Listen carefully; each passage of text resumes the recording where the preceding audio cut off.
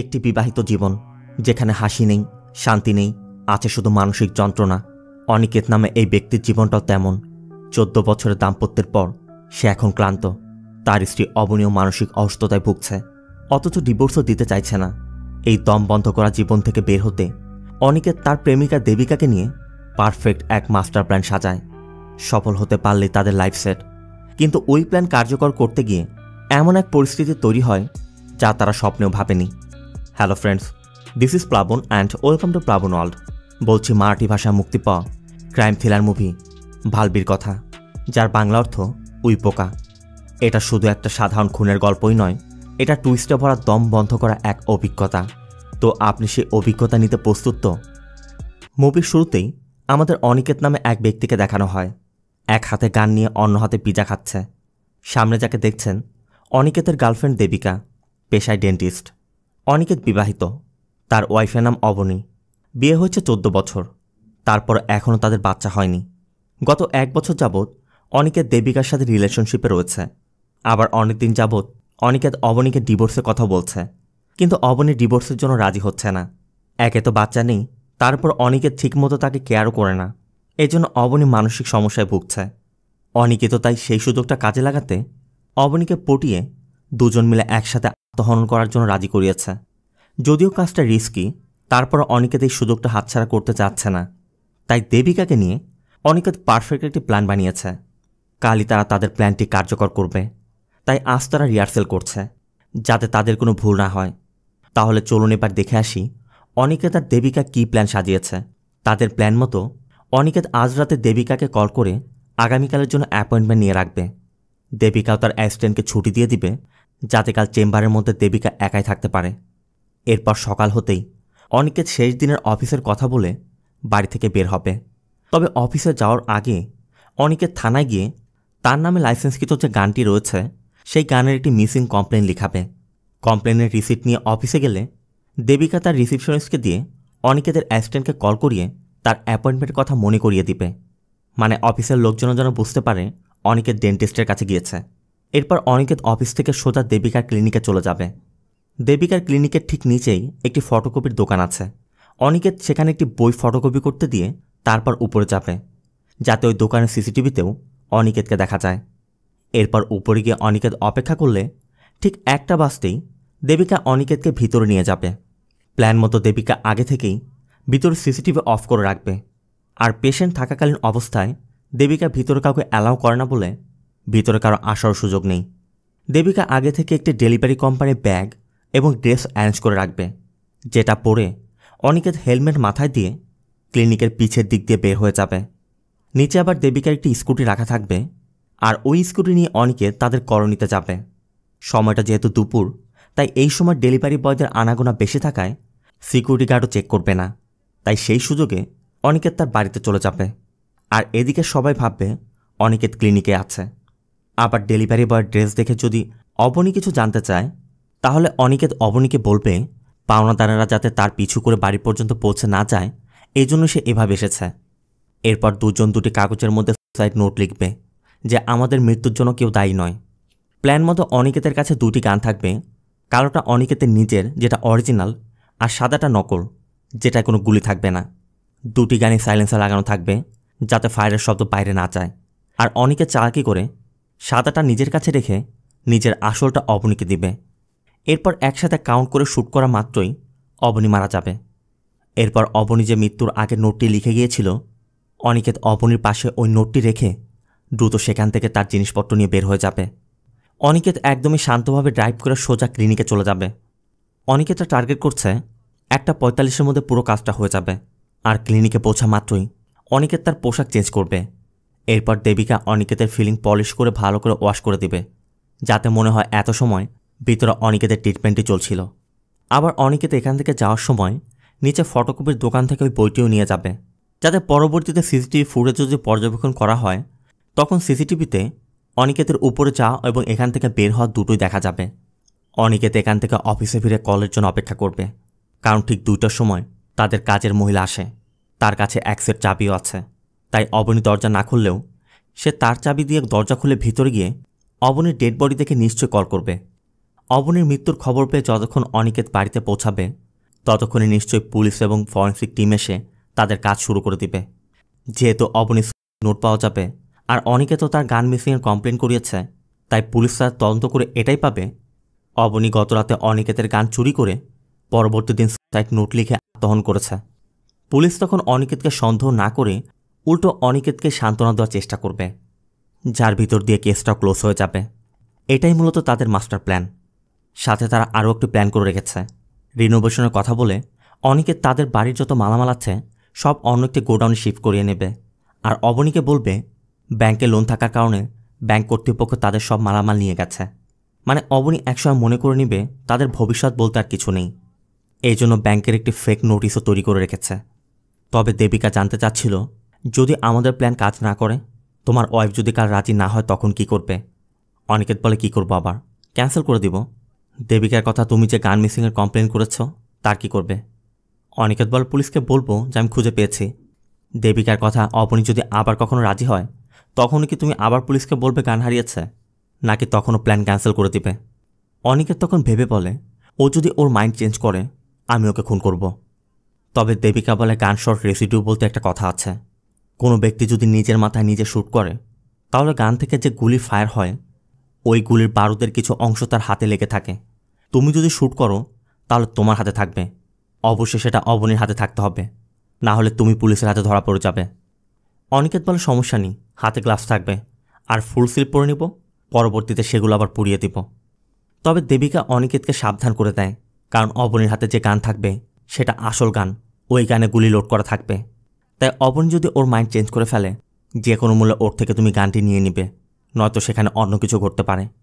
এর মধ্যে অনিকেতের wife Abani call করে।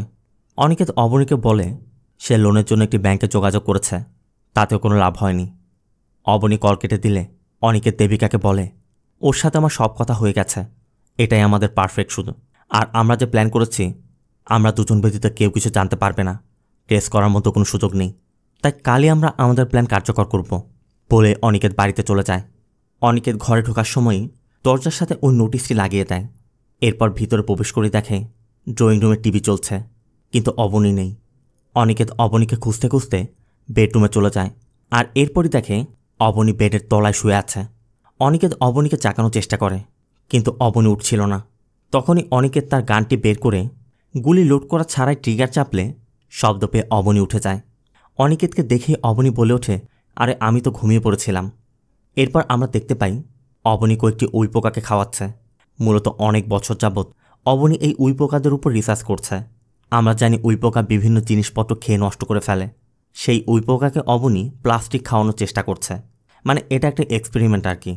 অবনীর বিশ্বাস এই উইপোকারা একসময় প্লাস্টিক খাবে, তাই একটি কৌটার মধ্যে কয়েকটি উইপোকা রেখে অবনী তাদের উপর পরীক্ষা চালাচ্ছে। আবার এদের এক একটার এক এক নামও দিয়েছে। অবনীর যেহেতু সন্তান নেই, অবনীও ওই উইপোকাদের নিজের সন্তানের মতো লালন পালন করছে। এর মধ্যে একজন ডেলিভারি বয় এসে একটি কেক দিয়ে যায়। অনিকেতের কথা, আমি তো কেক অর্ডার করিনি। অবনী জানে সে করেছে, কারণ অবনীর আজ জন্মদিন।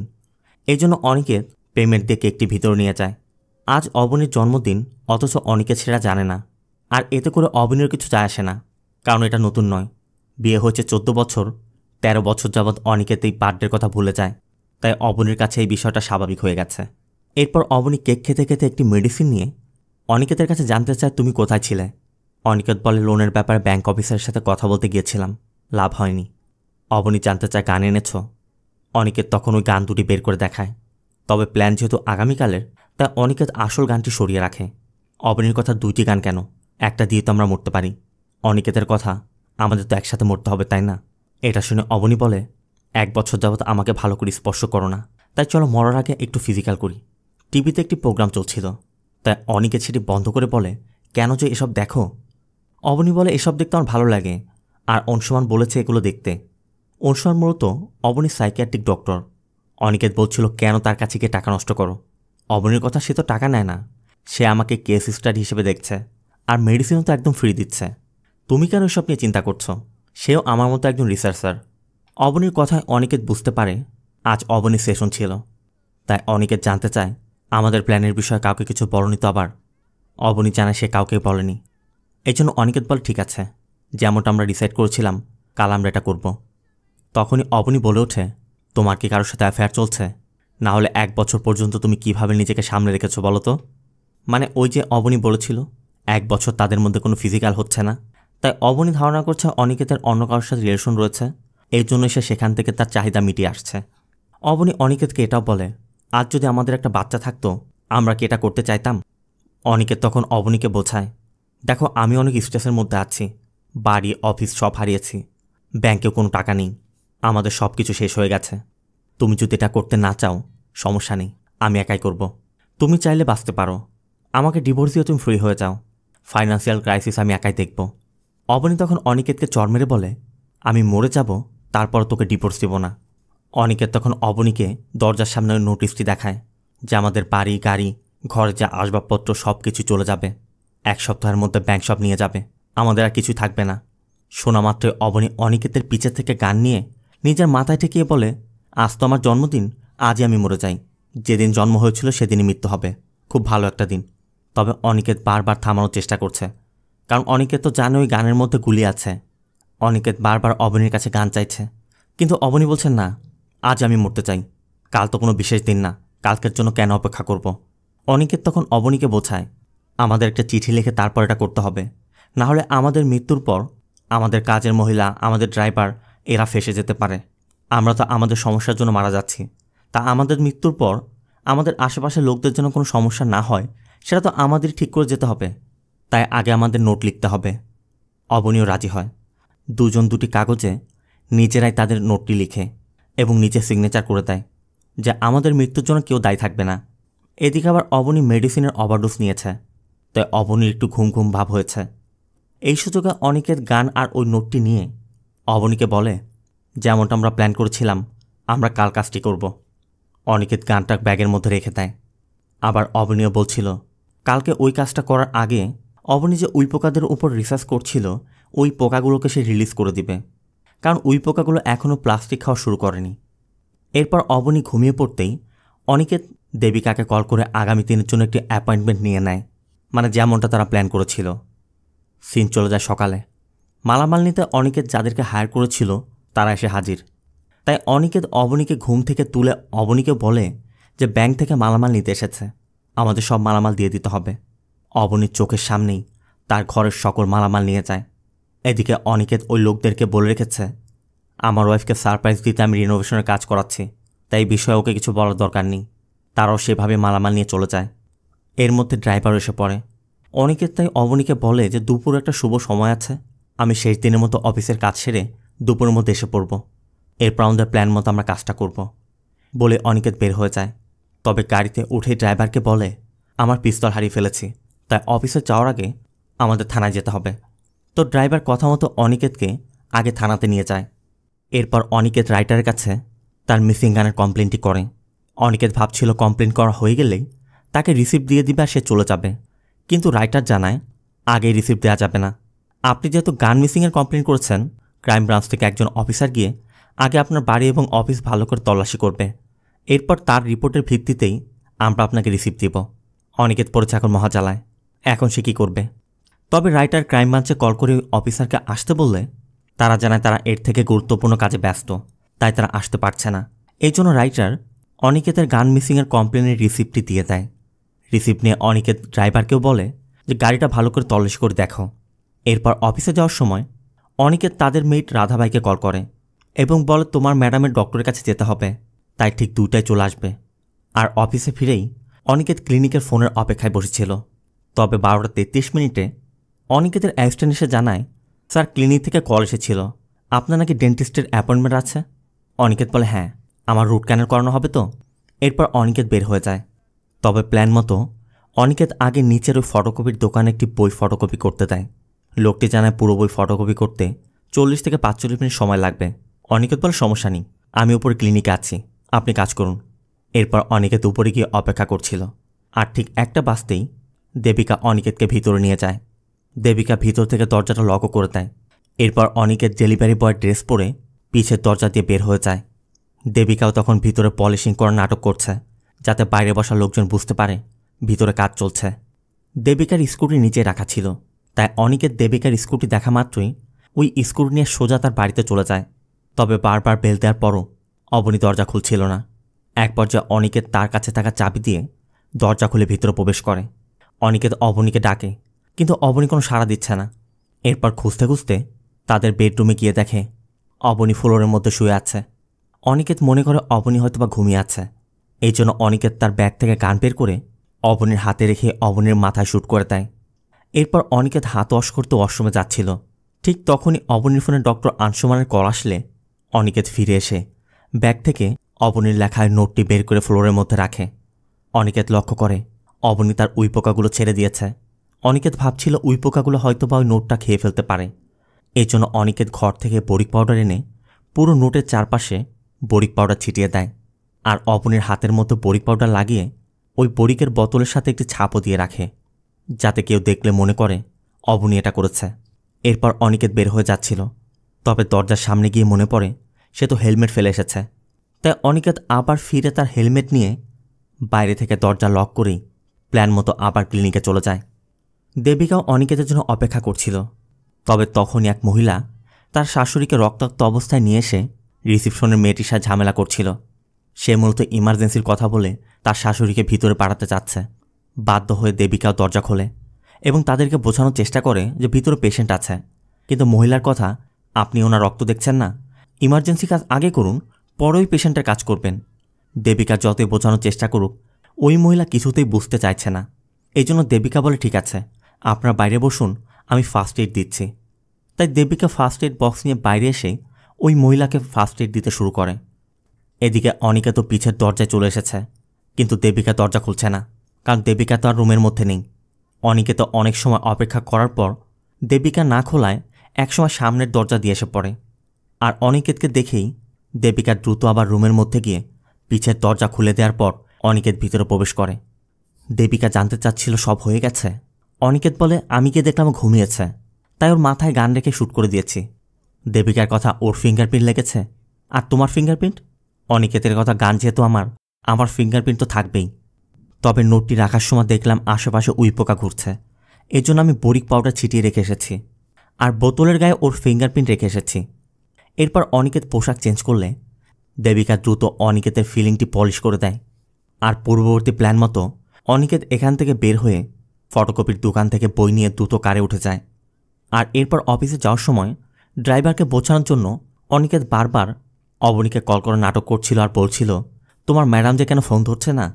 এদিকে 2টা বেজে গেছে। অনিকেত অফিসে ফিরেই তার অ্যাসিস্ট্যান্টের কাছে জানতে চায় বাড়ি থেকে কোনো কল এসেছিল। অ্যাসিস্ট্যান্ট জানায়, না স্যার, কেউ কল করেনি। এদিকে অনিকেতের ফোনে কোনো কল আসেনি। অনিকেত শুধু কলের অপেক্ষা করছে, কারণ রাধাবাই লাশ দেখা মাত্রই তাকে আগে কল করবে, কিন্তু রাধাবাই কোনো কল করছে না। আবার দেবিকা ওই মহিলার ট্রিটমেন্ট দিয়ে তার রিসিপশনিস্টকে বলে, তুমি চলে যাও, আমার কিছু কাজ আছে, আমি ভিতরে আছি। মানে দেবিকাও কনফার্মেশনের অপেক্ষা করছে। আবার এদিকে রাধাবাই কল না করাতে অনিকেত নিজেই রাধাবাইকে কল করছে, তাতেও রাধাবাই পিক করছে না। তবে এভাবে কিছু সময় অপেক্ষা করার পর অনিকেত একসময় বাধ্য হয়ে বাড়িতে ফিরে যায়। তবে অনিকেত জানে ঘরের ভিতর যেহেতু ডেড বডি আছে, সে একা গেলে সন্দেহজনক হবে। এই জন্য অনিকেত তার ড্রাইভারকে বলে, আমাদের বেডরুমে একটা হলুদ ফাইল আছে, তুমি গিয়ে নিয়ে আসো। কথা মতো ড্রাইভার বেডরুমে যায়। অনিকেত বাইরে অপেক্ষা করছে, কিন্তু ড্রাইভার কিছুই বলছে না। এই জন্য অনিকেত ভিতরে যায়। ড্রাইভার বলছিল, স্যার, বেডরুমে কোথাও তো কোনো ফাইল নেই। অনিকেতের কথা, ফাইল না থাক, ডেড বডি দেখে তো রিয়্যাক্ট করবে, কিছুই করছে না। তবে অনিকেত তাদের বেডরুমে প্রবেশ করে দেখে, কি দেখে রিয়্যাক্ট করবে, ঘরের মধ্যে তো অবনীর বডিই নেই, এমনকি সেখানে কোনো রক্তের চিহ্নও নেই। অনিকেতের মাথায় যেন আকাশটা ভেঙে পড়ল। তাহলে অবনীর বডি কোথায় গেল? অনিকেত বুঝতে পারছে কিছু একটা নিশ্চয় হয়েছে। তাই অনিকেত ড্রাইভারকে কালকে আসতে বললে দ্রুত বাড়ি থেকে বের করে দেয়। আর সাথে সাথেই দেবিকাকে কল করে অবনীর বডির বিষয় বলে দ্রুত তার বাড়িতে আসতে বলে এবং রাধাবাইকে কল করে জানতে চায়, তুমি কোথায়? রাধাবাই বলে, আমি তো বাড়িতে, আমি 2টার সময় তো গিয়েছিলাম, অনেক বেল বাজালাম, ম্যাডাম খুলল না।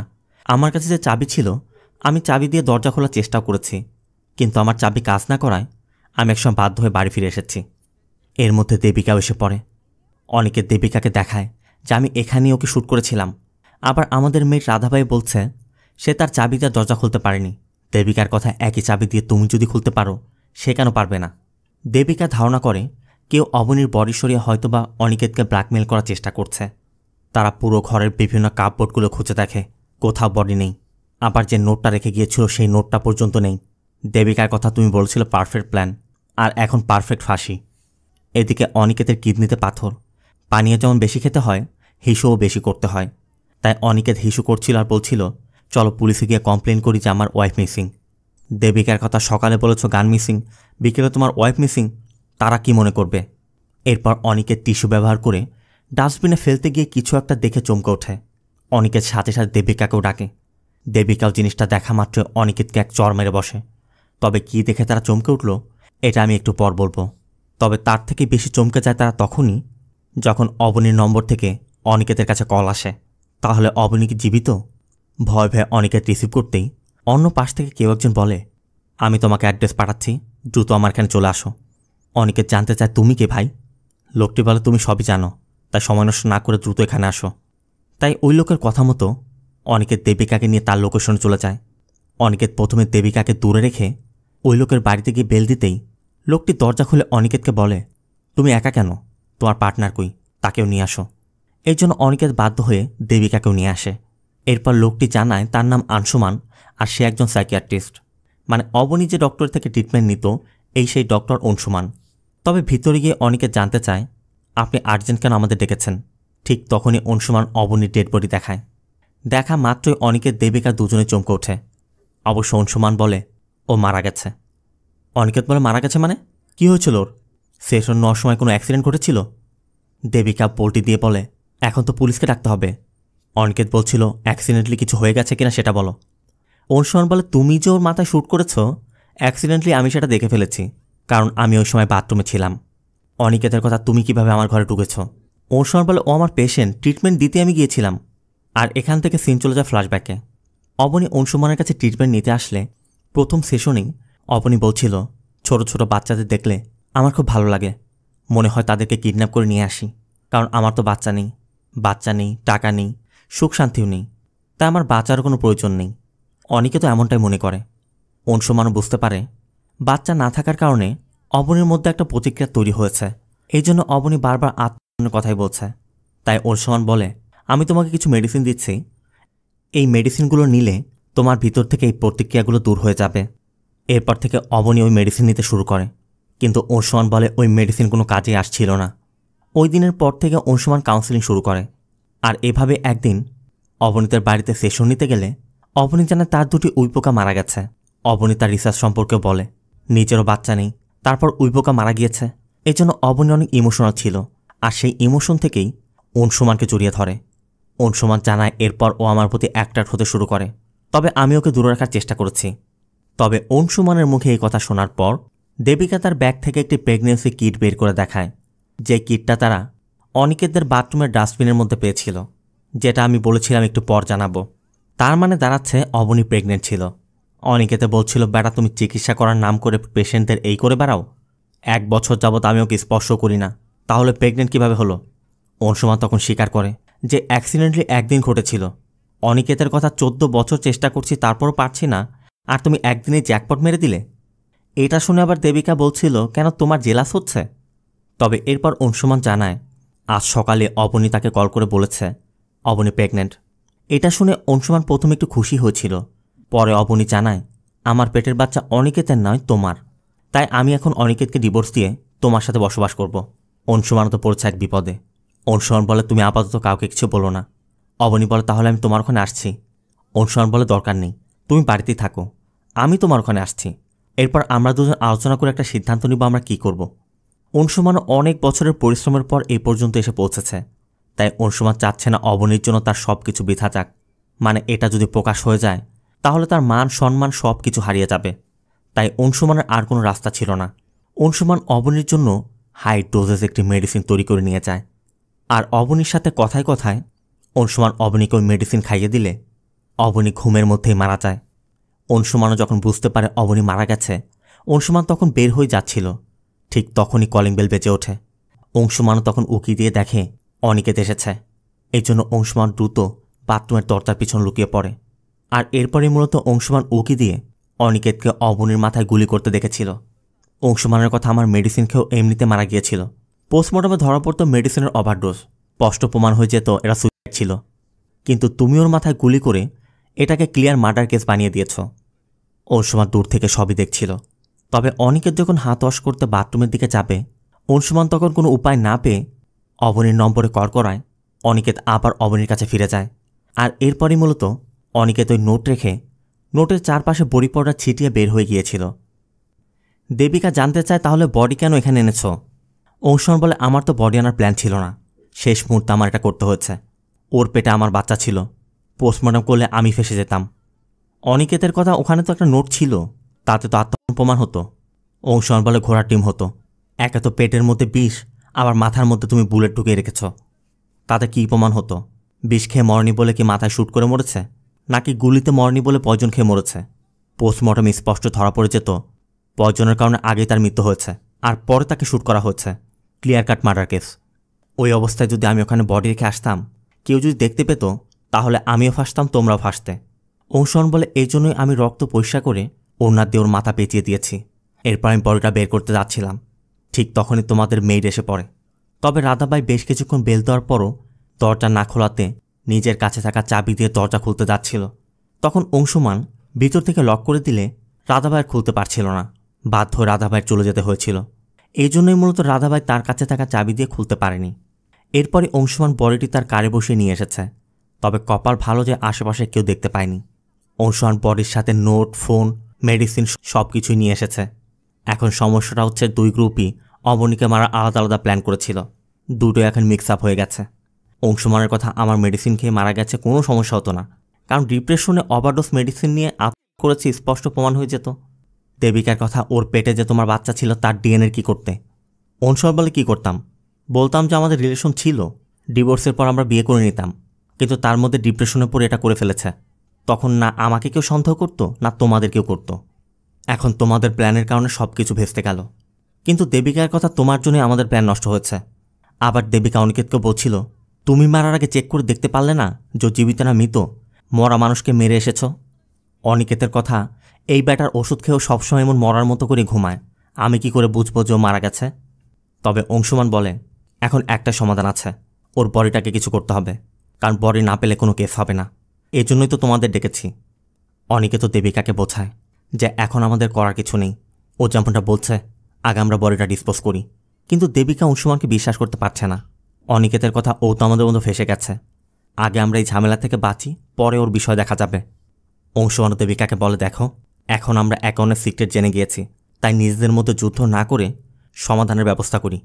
তবে দেবিকা যেমন অংশুমানের উপর বিশ্বাস করতে পারছে না, অংশুমানও দেবিকার উপর বিশ্বাস করতে পারছে না। তাই দুজনে নিজেদের ফোন থেকে আলাদা আলাদা করে মেসেজ টাইপ করে টাইমার সেট করে রাখে, এমনভাবে সেট করে যে আগামীকাল সকাল 6টার মধ্যে তারা যদি ম্যাচটি ডিলিট না করে তাহলে ম্যাচটি অন্য ব্যক্তির কাছে চলে যাবে। তার মানে সকাল 6টার আগে কেউ কারো কোনো ক্ষতি করতে পারছে না।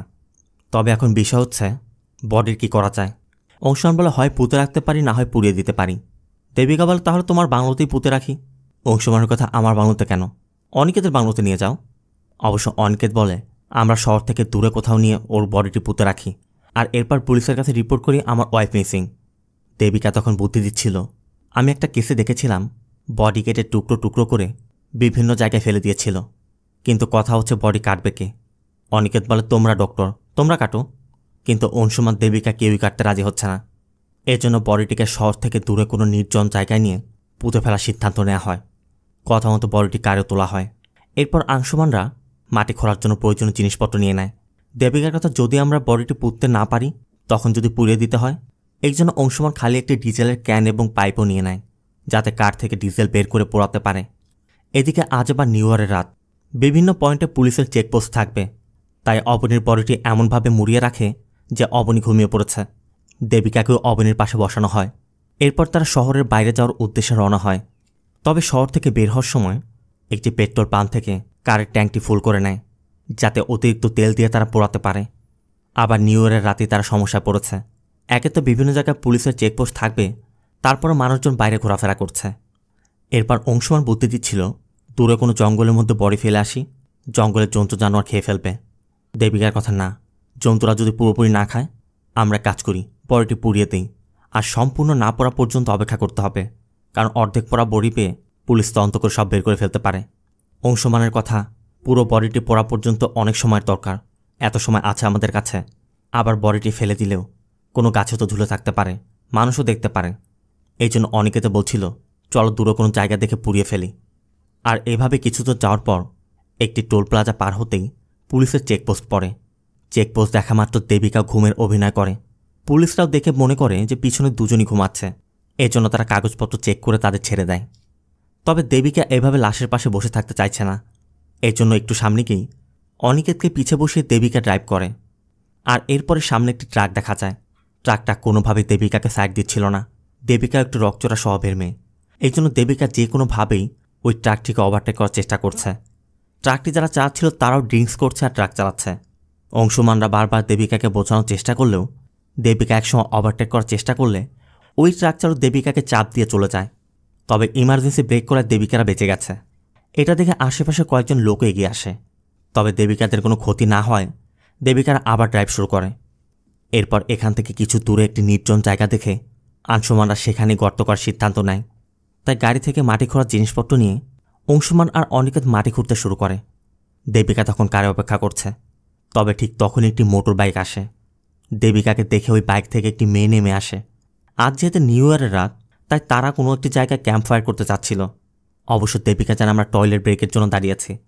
এদিকে আবার অংশুমানদের মাটি খোঁড়া হয়ে গেছে, তারাও ফিরে দেখে এরা এসেছে। এমনকি তাদের আরও কিছু বন্ধুরা আসছে, তারা সবাই মিলে এখানে ক্যাম্প ফায়ার করার প্ল্যান করেছে। এই জন্য এত কষ্ট করে মাটি খুঁড়েও দেবিকাদের বাধ্য হয়ে সেখান থেকে চলে আসতে হয়। আবার কিছু তো সামনে যেতেই দেখা যায় এক মহিলা কার নিয়ে অ্যাক্সিডেন্ট করেছে। সেখানে একজন পুলিশের এসআইও আছে।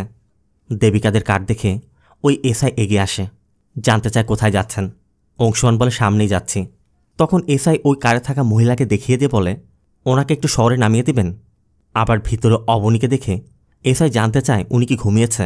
অংশুমান বলে আসলে উনি একটু অসুস্থ, আমরা ওনাকে হসপিটালে নিয়ে যাচ্ছি। এটা শুনে এসআই বলে এই ম্যাডামও তো অ্যাক্সিডেন্ট আহত হয়েছে, ওনাকে হসপিটালে নিতে হবে। এই ম্যাডামকে নিয়ে আমাকে ফলো করুন। অংশুমান বলে আপনার বাইকে কেন নিচ্ছেন না? অবশ্য মহিলা বলে শাড়ি পরে আমি এই বাইকে কিভাবে যাব? এই জন্য মহিলা কারের পিছে উঠছিল। অনিকেত বলছিল আপনি সামনে বসুন, কিন্তু সে অবনীর পাশে বসবে। অবশ্য অংশুমান একটু জোর করেই তাকে সামনে বসিয়ে দেয়। এরপর এসআই আগে আগে বাইক নিয়ে যাচ্ছে, দেবিকারা এসআইকে ফলো করছে। আবার এই মহিলা দেবিকাকে দেখেই চিনতে পারে, কারণ দুপুরে যে মহিলা তার শাশুড়ি কিনে দেবিকার ক্লিনিকে গিয়েছিল এই তো সেই মহিলা।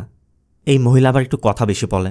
মহিলা বারবার জানতে চাচ্ছিল ওই দিদির কি হয়েছে, সেভাবে ঘুমাচ্ছে কেন। দেবিকা বলে আসলে সে প্রেগনেন্ট তো, তাই একটু অসুস্থ। তবে আরও কিছু সময় যাওয়ার পর মহিলা বলছিল আমার শুরু থেকে কেন যেন সন্দেহ হচ্ছে উনি কি বেহুশ হয়ে গেছে, কারণ এত গভীর ঘুমে কীভাবে ঘুমায়। ঠিক তখনই সামনে একটি বাইক এসে পড়ায় দেবিকা হার্ট ব্রেক করে বসে। এতে করে অবনীও তার সিট থেকে সামনে পড়ে যায়। এত হার্ট ব্রেক করে সবাই ব্যথা পেয়েছে, অথচ অবনীর ঘুম ভাঙছে না। এবার মহিলা সন্দেহ করে বসে। মহিলা জানতে চায় সে কি মারা গেছে। দেবিকারা বারবারই তাকে বোঝানোর চেষ্টা করছে, কিন্তু মহিলার বুঝতে চাইছে না। সে স্পষ্টই বুঝতে পারছে অবনী মারা গেছে, আর তারা সেটা গোপন করার চেষ্টা করছে। এই জন্য মহিলা একসময় এসআইকে কল করে। আর অনিকে তো কোনো উপায় না পেয়ে তার হাতে থাকা স্টিলের পানির বোতল দিয়ে মহিলার মাথায় আঘাত করে বসে। সাথে সাথে মহিলা বেহুশ হয়ে যায়। এরপরে দেখা যায় মহিলার মাথা দিয়ে রক্ত পড়ছে। দেবিকাও তার পাশ চেক করে দেখে এ তো মারা গেছে। নাও ঠেলা, একটা ডেড বডি নিয়ে তারা বিপদে, এখন আবার দুইটা, তাও আবার সাথে পুলিশ। আবার এসআই অনেক দিনে আসার পরও কার না দেখে আবার ব্যাক করেছে। তবে এসআইকে দেখেই দেবিকা আবার ড্রাইভ শুরু করে। এসআই কেন যেন সন্দেহ করছে। এসআই দেবিকার পাশে এসে দেবিকাকে বলছিল ম্যাডাম কি ঘুমিয়েছে? দেবিকা বলে হ্যাঁ ঘুমিয়ে পড়েছে। এসআই বলে তাকে জাগান, কিন্তু যতই চেষ্টা করছে সে জাগছে না। আবার এসআই দেখেছে সে কল করেছিল, এই জন্য সে দেবিকার কার থামায়। আর কাছে এসেই দেখে মহিলা তো মারা গেছে। দেখা মাত্র সে গান বের করে, সবাইকে গান পয়েন্ট করে। আনসুমানরা বোঝানোর চেষ্টা করছে উনি মরেনি, উনি তো বেহুশ হয়েছে, হসপিটালে নিয়ে গেলে ঠিক হবে। কিন্তু এসআই কোনো কথা শুনছে না, উল্টো সে থানায় কল করতে যাচ্ছিল। আর এটা দেখেই দেবিকা অনিকেতের গান নিয়ে ওই এসআইকে শ্যুট করে দেয়। এসআইও তৎক্ষণাৎ মারা যায়। অংশুমান বলছিল একটা বডি ডিসপোজ করতে এসে এখন 3টা বডি নিয়ে ঘোরো। অনিকেতকেও বলে এমন মেয়ের সাথে কিভাবে তুমি অ্যাফেয়ারে জড়িয়েছ। এতে করে দেবিকা আর অংশুমানের মধ্যে ফাইট শুরু হয়ে যায়। অংশুমানের কথা ঘড়িতে 4টা বাজে। 3টা বডি এখন আমরা কিভাবে ডিসপোজ করব। অনিকেত তখনই এসআইয়ের বডি গাড়িতে তোলার চেষ্টা করছিল। ঠিক তখন একটি বাইক আসতে দেখে তারা সবাই স্বাভাবিক হওয়ার চেষ্টা করে। তবে ওই বাইক থেকে এক ছেলে দেবিকাকে বলে ওঠে এই হটি আমাদের সাথে যাবে। দেবিকাও রাগ করে একটি পাথর ছুঁড়ে মারলে বাইকওয়ালার মাথায় লেগে তারাও খাদে পড়ে যায়। মানে বিপদের পর বিপদ বাড়ছে। অংশুমানরাও আর এক মুহূর্ত দেরি না করে ওই এসআইয়ের বডি কারে তুলে সেখান থেকে দ্রুত পালিয়ে যায়। এরপর একটু সামনে যেতে দেখা যায় একটি ট্রাক অ্যাক্সিডেন্ট হয়েছে। ট্রাকের সামনের অংশে আগুন জ্বলছে। দেবিকারা নেমেই দেখে এই সেই ট্রাক যেই ট্রাকটা তাদেরকে চাপ দিয়ে পালিয়েছিল, আর অ্যাক্সিডেন্টের কারণে ট্রাকের সবাই মারা গেছে। দেবিকারা তখন প্ল্যান করে এই ট্রাকের বাকি অংশে ডিজেল ঢেলে ডেড বডিগুলো এখানে পুড়িয়ে দিবে। তাই দেবিকা ওই ট্রাকের বাকি অংশে ডিজেল ঢালছিল আর অন্যরা বডি আনছিল। তখনই অনিকেতটা লক্ষ্য করে ড্রাইভারের সিটে যে ব্যক্তি বসেছিল সে এখনও বেঁচে আছে। আর তখনই পাশের বাড়ি লাইট জ্বলে ওঠায় তারা দ্রুত ওই বডিটিকে আবার কারের মধ্যে নিয়ে যায়। কিন্তু সমস্যা হচ্ছে যে ব্যক্তি এখনও বেঁচে আছে তারা তো অনিকেতদের দেখে ফেলেছে। এখন কি হবে? এই জন্য অংশুমান ট্রাকের বাকি অংশ আগুন ধরিয়ে দিয়ে যায় যাতে কোনো প্রমাণ না থাকে। আগে ছিল একটি বডি, এখন 3টি। অনিকেত বলছিল কম করে হলো 10 ফুট গর্ত করতে হবে, এত গর্ত করার সময় নেই, আসো আমরা পুড়িয়ে দিই। অংশুমানের কথা, 3টি বডি পোড়াতে কত তেল লাগবে জানো? আমাদের কাছে তেলও তো নেই।